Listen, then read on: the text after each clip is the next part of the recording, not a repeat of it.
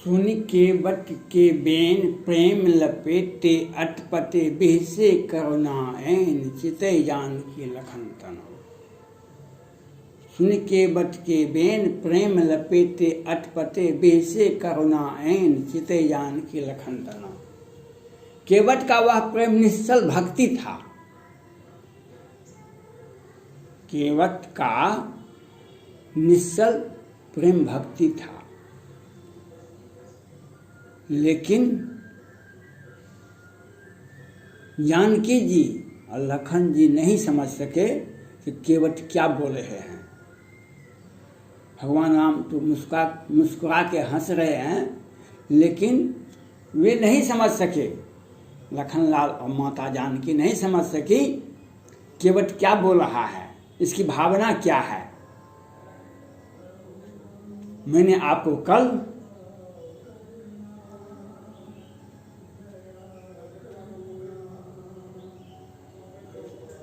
आपको जिए तो जिए कैसे बिन आपके, दिल के अरमा आंसुओं में बह गए। मैंने आपको इस बात को बताया था, वही बात मैं आज आपको बता रहा हूं। जब बिहार के माननीय मुख्यमंत्री नीतीश कुमार जी, पूर्व मुख्यमंत्री जीतन राम मांझी और इस तरह के जो सारे लोग थे, ये सभी राज्य में गए। नीतीश कुमार जी की पार्टी झारखंड में भी गई थी चुनाव लड़ने के लिए, पश्चिम बंगाल में भी गए थे, लेकिन कुछ नहीं मिला। जीतन राम मांझी भी हिंदुस्तान अवामी मोर्चा राष्ट्रीय पार्टी हो गए, और इन लोगों को था कि किसी तरह से हम भी कुछ दिन के लिए प्रधानमंत्री बने, लेकिन कभी यूपीए में, कभी एनडीए में, कभी यूपीए में, कभी एनडीए में आते जाते रहे। लेकिन ये लोग सारे तिक्रम करते रहे, लेकिन अब जमीन पर सच्चाई आ गई। जब बिहार विधानसभा का चुनाव हुआ तो नीतीश कुमार पार्टी को 43 सीटें मिली और जीतन राम मांझी को 4 सीटें मिली। और उत्तर प्रदेश के माननीय मुख्यमंत्री आदित्यनाथ योगी जी को बार बार बिहार आने से रोका गया। 14 के में आए थे कम, उसके बाद बिहार विधानसभा के चुनाव में भी 15-16 में भी उनको आने के लिए नहीं दिया गया, और 19 की लोकसभा में तो आने ही नहीं दिया गया। एनडीए में भाजपा जदयू की सरकार थी, नीतीश कुमार पार्टी को 17 सीटें दी गई और उनका जनता मांग करते रहे, लेकिन उत्तर प्रदेश के माननीय मुख्यमंत्री आदित्यनाथ योगी जी को आने के लिए, बिहार आने के लिए नहीं दिया गया। लेकिन दुर्भाग्य हो गया, विधानसभा का चुनाव हुआ 2020 के लास्ट में, तो आए योगी जी भाजपा का चुनाव प्रचार करने के लिए। 110 सीटें मिली थी भाजपा को, उसमें आ गए तो भाजपा का बल्ले बल्ले हो गया। 110 सीटें में से 74 सीटें जीत ली भाजपा, और उनके प्रति जनता, कार्यकर्ता और सभी लोगों का विश्वास भी बढ़ा। भाजपा का भी कद बहुत ऊंचा हो गया। अब इससे नीतीश कुमार जी, जीतन राम मांझी और भाजपा में भी जो कुछ लोग हैं, अभी बेचारे क्या करें, भाजपा का तो यहाँ पर गढ़ बन गया। बिहार का ये विधानसभा का चुनाव परिदृश्य समाप्त साफ हो गया। जो बिहार में राजद और भाजपा ही सत्ता पक्ष और विपक्ष हो सकते हैं, दोनों में कांटे की टक्कर रहेगी। और जो क्षेत्रीय दल हैं, इनका भविष्य समाप्त है। ये जो हसीन सपना देखते थे, दिल के अरमां आंसुओं में बह गए। अब ये लोग कुत्सित कर रहे हैं। कल परसों जीतन राम मांझी जी ने उत्तर प्रदेश के माननीय मुख्यमंत्री आदित्यनाथ योगी जी पर ट्वीट किए, और बिहार सरकार में इतना कोरोना महामारी से लोग मरा।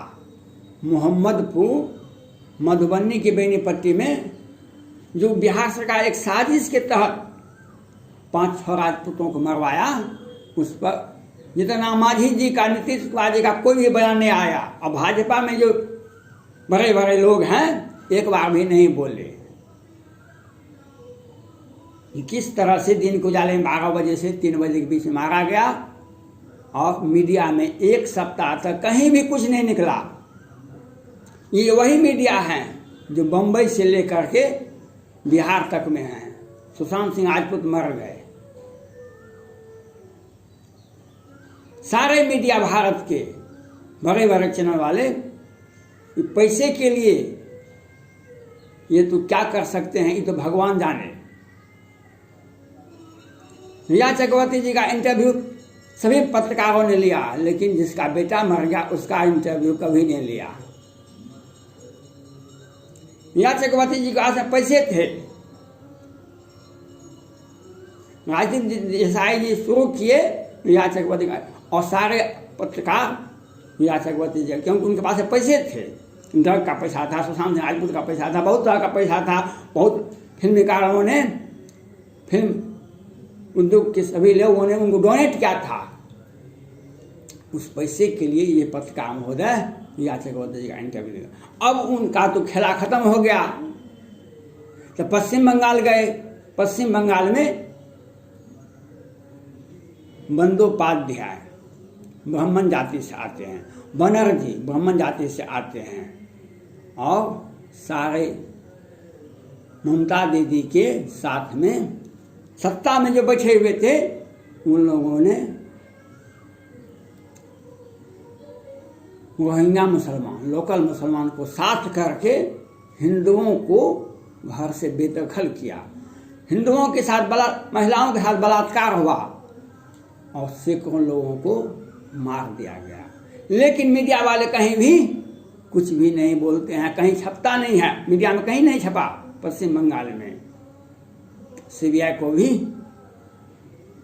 ये बम्बई में जाते हैं तो शिवसेना के साथ और नेपोटिज्म के साथ, पश्चिम बंगाल में जाते हैं ये लोग तो ममता दीदी के साथ, और उत्तर प्रदेश में जाते हैं अरविंद कुमार शर्मा और लोगों के साथ जाते हैं। और बिहार में आते हैं तो मंगल पांडे और रावण सेना संगठन के अध्यक्ष, भूमिहार सेना संगठन के अध्यक्ष और ब्राह्मण सेना संगठन के अध्यक्ष, ये वही लोग हैं जो जिनको बिहार सरकार अनेकों, 1-2 हत्या में नहीं, अनेकों हत्या में ये इन लोगों को आसानी से बेल मिल जाता है। पटना हाईकोर्ट ने कहा, लगता है प्रशासन और पुलिस मिलकर के शराब बेचवाती है।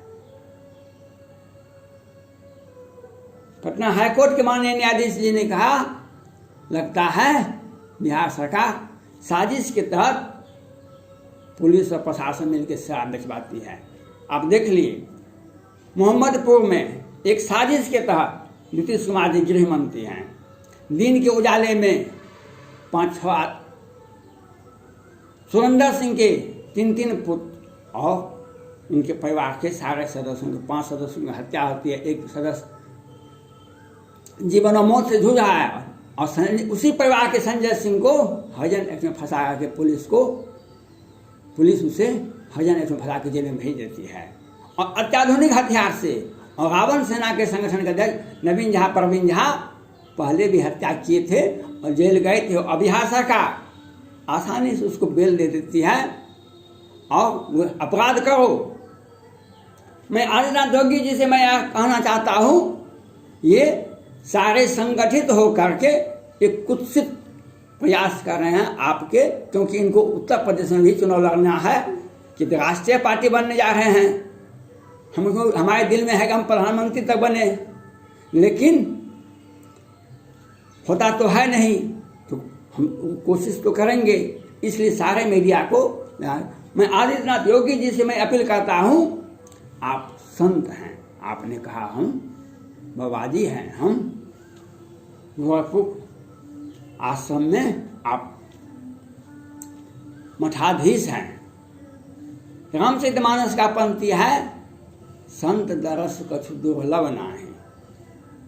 बिहार सरकार बेनीपट्टी, मधुबनी, मोहम्मदपुर में जो हत्या का आपसे आग्रह मैं करता हूं, आप सुप्रीम कोर्ट में याचिकाएं दायर करवाइए और सुप्रीम कोर्ट के मुख्य न्यायाधीश की अध्यक्षता में सीबीआई जांच की मांग करवाइए। उस परिवार में बीएसएफ का जवान वर्तमान समय में था, उसको 4 बेटी है, 2 बेटा है। उसके परिवार में 15-20 आदमी है। पूरे देश की करनी सेना से लेकर उत्तर से दक्षिण तक और पूर्व से पश्चिम तक सारे लोग आए, लेकिन बिहार सरकार, नीतीश कुमार जी, संजय झा जो दल संहार उसी क्षेत्र से आते हैं, और पूर्व मंत्री और वर्तमान विधायक विनोद नारायण झा उन्हें आते हैं, और ये लोग केस को घिस-पिट करने में लगे हुए हैं।